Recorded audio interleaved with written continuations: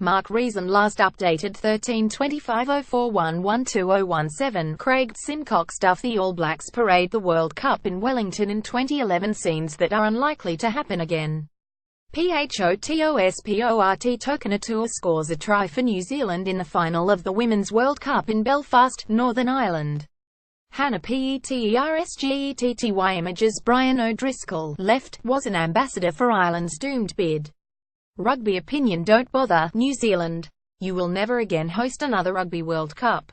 That is the message from World Rugby after they announced the results of their evaluation report for the 2023 World Cup. The report placed South Africa's bid as the clear leader, with France second and Ireland trailing a distant third. Yet Ireland never had a chance. The whole thing was a flagrant fix. In fact, no smaller nation has the slightest chance of ever again holding a Rugby World Cup if we are going to play by these rules. In future, only England, France, South Africa and Australia need apply because the evaluation process appears to be rigged. And here's how. Although it carries the smallest weighting of the 5 categories, organisation and schedule was perhaps the most symbolic in terms of Ireland's doomed bid. World Rugby could in fact rename this category Catch-22. Read more. Hansen expected box first. ABs get Springboks first up. Japan time zone is friendly for Kiwi viewers. Barbas something special. One of the requirements is that the bid demonstrates the host nation has substantial experience in hosting major events. In other words, Ireland was stuffed from the get-go. How are you ever going to get experience of hosting a major event, if the requirement of hosting a major event is to have experience of hosting a major event? South Africa and France have both hosted football and rugby World Cups already. Australia and England have hosted recent Olympic Games. What about you, New Zealand?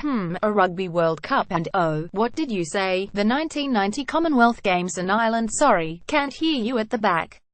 The Evaluation Committee report, without apparent irony, said that Ireland's proposal scored lower than France and South Africa due to the lack of similar stature major event experience. In other words, the Women's Rugby World Cup doesn't cut it. Strange that equality is apparently a stipulated requirement in another part of the evaluation. It just doesn't apply to the guys calling the shots.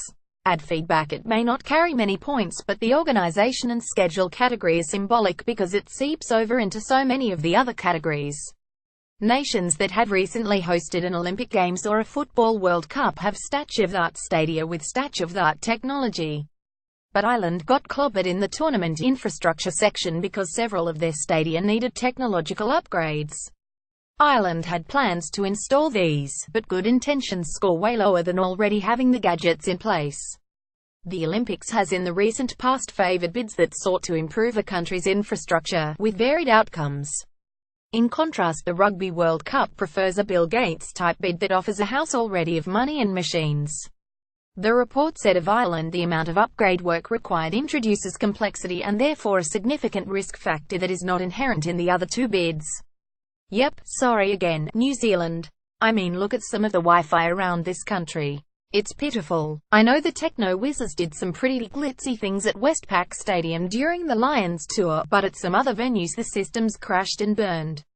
A third World Cup? Are you dreaming? The same thing happened to Ireland around the category venues and host cities, despite the fact that their bid is a remarkable symbol of unification between the 2 old foes of rugby and Gaelic football, the South and the North. Ireland were once more marked down because they would be upgrading some of their venues. This is apparently unacceptably risky. You have to laugh at such an assessment when everything that South Africa says is taken at face value.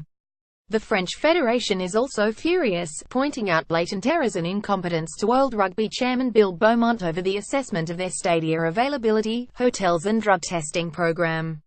Yet South Africa, the politically most unstable of the 3 countries by far, a nation that was on the brink of sending the last World Cup into chaos, has had everything taken on trust. The judges even slaughtered Ireland in the transport category, but scored South Africa equally with them in the security category. Well, if being carjacked is your thing, then I guess that makes a lot of sense. But really, and of course South Africa won the part of the bid called financial, commercial and commitments. In other words, they pledged the most money. Ireland offered $230 million with a government payment guarantee. France offered $288 million underwritten by the government to score them down, and South Africa offered $307 million with a government guarantee. Goodness, it's like closed purses in a boxing bid. And the winner is, rustle of envelope, the country that offered the most dosh. Never mind the fact that South Africa is a financial basket case compared to France, with desperate levels of poverty. Never mind they could be spending their money on more worthwhile things. The bid literature pompously declares that rugby differentiates itself from other sports based on its values, and particularly integrity and respect. Upholding these values has been an important part of the host selection process. Oh, except when you show us the money. Then we'll grab all we can, no matter the potential human cost. And, yes, New Zealand, don't bother to apply in future, you simply won't be able to afford it. And nor should our government be forking out such money on a game. The minimum fee of $230 million is absurd. Still, it's not even worth thinking about. New Zealand doesn't have the stadia capacity, the size of cities, the technological network or the cash.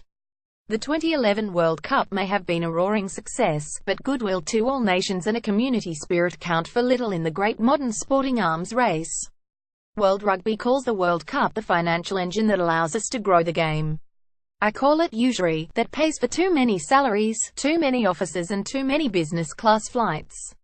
But New Zealand and all the other unions who are due to vote on November 15th, you don't have to go along with all this spreadsheet sewage. You can still vote for the crack. You can still vote for a game that unifies a country. You still can vote for a World Cup that will bring improved stadia to a Celtic Tiger that lost its roar long ago. You can still vote for some of the best fans in the world. The choice is yours. You can vote for money. Or you can vote for beer and laughter and fellowship. It used to be what sport was all about. Stuff.